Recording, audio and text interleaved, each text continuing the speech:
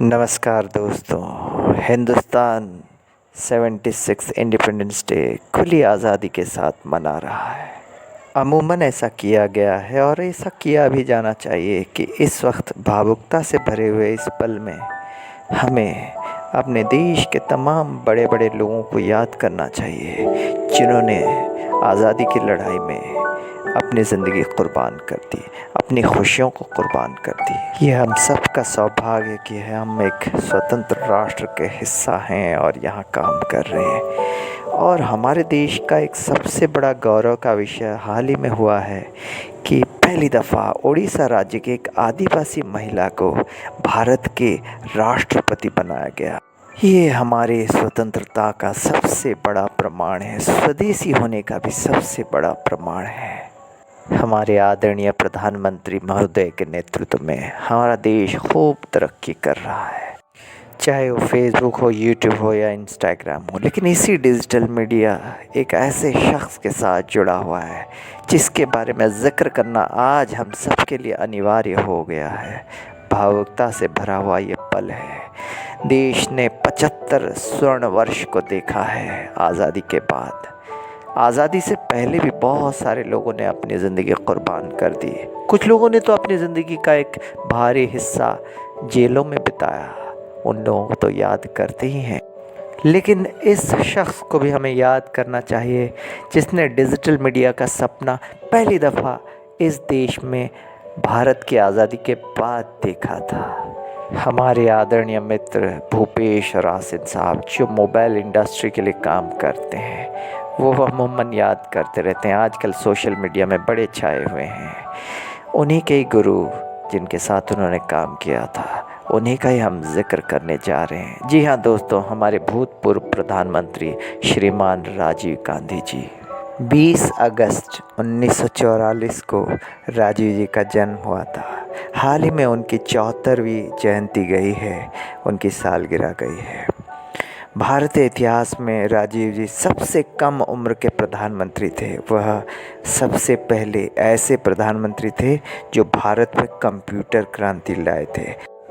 कहते हैं ना, if there is a will there is a way, if there is a political will then only it can be done.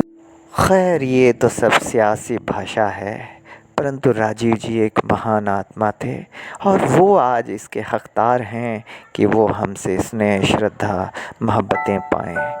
वो वाकई में देश को तरक्की के मार्ग में देखना चाहते थे और इसीलिए वो कंप्यूटर का सपना खुद देखते थे।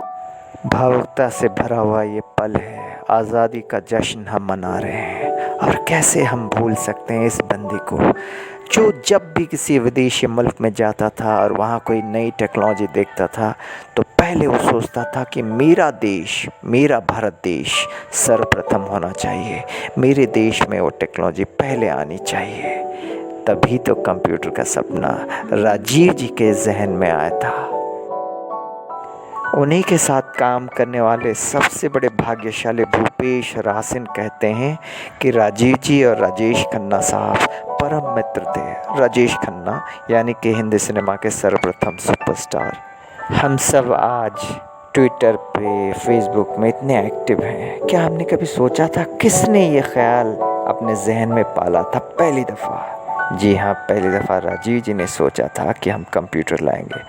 कंप्यूटर लाएंगे तो इंटरनेट लाएंगे। इंटरनेट के बारे में भी ख्वाब उन्होंने देखा था, क्योंकि विदेशी मुल्क में जाने की वजह से उन्हें पता लग रहा था कि कुछ ना कुछ टेक्नोलॉजी में तब्दीली हो रही है। और इंटरनेट के बाद यूट्यूब आएगा और उसके बाद तमाम जितने सारे डिजिटल ऐप्स हैं जिनकी वजह से आज हम प्रगति के मार्ग में बहुत आगे बढ़ रहे हैं, वो सब आएगा। पर राजीव जी ने पहली दफ़ा इस चीज़ को अपने जहन में डाला था और उस सपने को साकार होते हुए आज देखने के लिए वो हमारे साथ नहीं है। सबका कुछ ना कुछ योगदान रहता है, पर यादें और अफसाने और अच्छे कर्म भूले नहीं जा सकते। निस्वार्थ भाव से देश की सेवा करने वाले राजीव जी को कौन भूल सकता है? उनकी आत्मा की शुद्धता ही इसका सबसे बड़ा प्रमाण है कि आज वो मोहब्बतों के हकदार हैं। थैंक्स टू भूपेश रासिन जो सोशल मीडिया में सदा उनकी बात करते रहते हैं, उन्हें याद करते रहते हैं। और वाकई में राजीव जी को भारत में कंप्यूटर क्रांति लाने का श्रेय दिया जाता है। उन्होंने न सिर्फ कंप्यूटर को भारत के घरों तक पहुंचाने का काम किया, बल्कि भारत में इंफॉर्मेशन टेक्नोलॉजी को आगे ले जाने में अहम रोल अदा किया था। MTNL और BSNL को कौन भूल सकता है, उन्हीं के कार्यकाल में ये सब शुरू हुआ था।